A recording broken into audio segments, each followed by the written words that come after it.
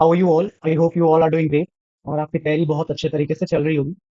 तो आज NICL एओ का मेंस का एग्जाम था मेरा और उसी के रिगार्डिंग मैं ये एनालिसिस वीडियो लेके आया हूँ। तो रीजनिंग जो है वो 50 क्वेश्चन आए थे, इसमें 48 मिनट मिला था आपको करने के लिए, जिसमें से सॉलोजिज्म आया था, 5 से 6 क्वेश्चन आया था और हमें बताना था कि कौन सा स्टेटमेंट फॉलो नहीं कर रहा है। तो चाइनीज कोडिंग आई थी, पजल आया था। पजल जो कुछ टाइप मुझे याद है मैंने यहाँ पे लिख दिया है, डेजिग्नेशन वाला आया था। डेजिग्नेशन में साथ साथ आपको सिटी भी बतानी थी कि किस सिटी में वो पर्टिकुलर पर्सन रह रहा है।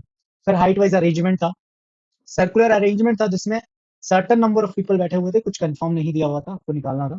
फिर 4 मंथ दिए हुए थे जिनके डेट्स थे 9 और 26, उसको बैठाना था, वहां पे भी आपको कलर के साथ बैठाना था, मतलब 2 वेरिएबल वाला था।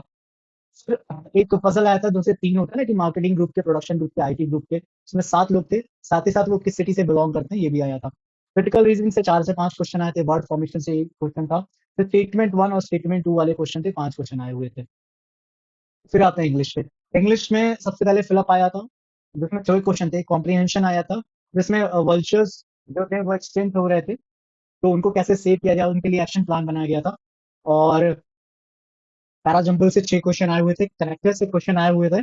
और फिर करेक्ट सीक्वेंस में हमें जो है वो वर्ड्स को लगाना था, वर्ड स्वैप था उसमें।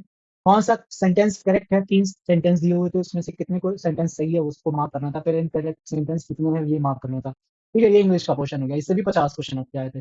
फिर क्वांट के सेक्शन ओपन हुआ था, क्वांट में 5 अप्रोक्सीमेशन आए थे। रॉन्ग नंबर सीरीज आई थी, DI आई हुई थी 5। और जिसका 3 का मुझे डेटा याद है क्या क्या था। टोटल दिया हुआ था बॉयज एंड गर्ल्स, बॉयज दिया हुआ था, मतलब 2 साल का इकट्ठा दिया हुआ था।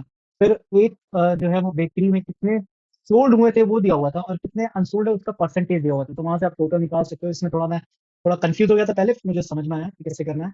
फिर मंडे ट्यूसडे 2 डेट दी हुई थी, 2 ईयर में कितने मेल फीमेल आए हुए थे ये दिया हुआ था, और 2 DI हुई थी। तो मुझे एग्जैक्टली याद नहीं है कि क्या पूछा था उसमें।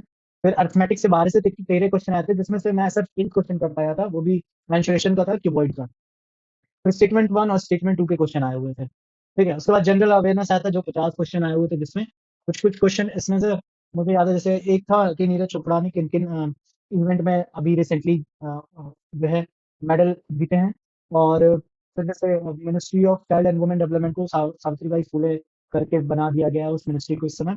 और और आपके कई सारे क्वेश्चन इंश्योरेंस पे भी थे, तो ज्यादा अभी मुझे याद नहीं है। कंप्यूटर के जो क्वेश्चन थे वो इजी आए हुए थे।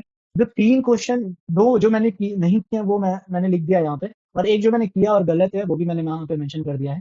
शॉर्टकट की जो हम लोग यूज करते हैं किसी ब्राउजर में नया टैब खोलने के लिए, वो करेक्ट आंसर है Ctrl+T। लेकिन जो मैं मार्क करके आया हूँ वो Alt+F4 था, तो वो गलत है। बाकी जो है सी ड्राइव का एक्सटेंशन कोड क्या होता है ये पूछा था, और एक्सेल को हम कितना परसेंट जूम कर सकते हैं ये पूछा हुआ था। ठीक है, ये 2 क्वेश्चन थे जो मैंने नहीं किए थे, और एक ऊपर वाला गलत हो गया था। फिर ऐसे राइटिंग आई थी, प्रिसाइज राइटिंग आई थी, कॉम्प्रिहेंशन आया था। अब भाई देखो, प्रिसाइज और कॉम्प्रिहेंशन तो मैंने कर दिया था, ऐसे राइटिंग मेरा छूट गया टाइम कम पड़ने की वजह से। फिर टोटल 30 मार्क्स का आता है, जो कि क्वालिफाइंग इन नेचर होता है। मैंने चेक किया प्रीवियस ईयर में कि कितना कट ऑफ जाता है, तो कहीं मुझे एग्जैक्टली मिला नहीं, क्योंकि कुछ कुछ मैंने स्कोर कार्ड्स देखे जिसमें 10 नंबर भी गया है, कोई 11 पाया हुआ है, तो भी क्लियर कर लिया है। तो अगर 12 15 नंबर या 12 नंबर आ जाता है तो होपफुली क्लियर हो जाएगा। मेरे अटेम्प्ट की बात करते हैं कि मैंने कितना अटेम्प्ट किया हुआ है। तो रीजनिंग में मैंने 31 अटेम्प्ट किया हुआ है। ठीक है, इंग्लिश में मैंने पूरा अटेम्प्ट किया हुआ है। BA मैंने 21 किया हुआ है, बट इसमें से 2 से 3 क्वेश्चन गलत होंगे। और कंप्यूटर में जैसे मैंने बताया कि 48 किया है मैंने, बट एक गलत है मेरा। ठीक है, और क्वांट में जो मेरा स्ट्रॉन्ग पॉइंट है उसमें मैं कम करके आया हुआ हूँ, क्योंकि मैं एक जगह अटक गया था क्वांट के DI में।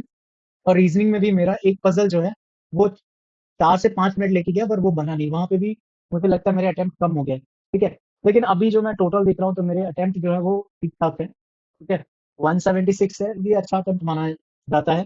ठीक है, और क्वेश्चन मेरे हो पाते, बट अभी जब नहीं हुआ तो उसकी बात नहीं करते हैं। अब सारी चीजें डिपेंड करती है कि आपको प्रेसाइज और कॉम्प्रिहेंशन में कितना मिलता है। ये अगर मेरा क्लियर हो जाता है तो हाई चांसेस है मेरे कि मेंस का पेपर क्लियर हो जाए।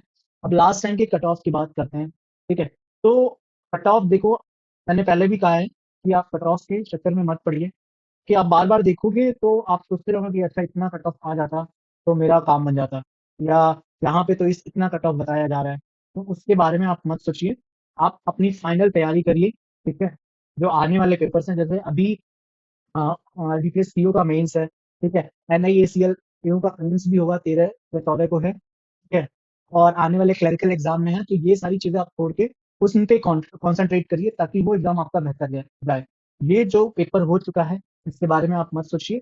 अब जो हो चुका है उसको छोड़िए और जो आने वाला है उसके बारे में सोचिए और प्रैक्टिस करते रहिए। ठीक है, तो लास्ट ईयर जो कैटेगरी वाइज कट ऑफ की मैं बात कर रहा था, last year category wise cut off में मैंने बताया कि लास्ट ईयर 144 141 गया था ओबीसी का। ठीक है, और 146 या 145 गया हुआ है जनरल का।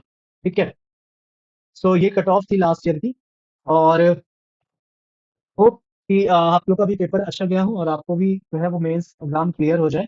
और आने वाले एग्जाम के लिए best of luck and kindly like share and subscribe this channel for further banking updates and take care guys. Thank you.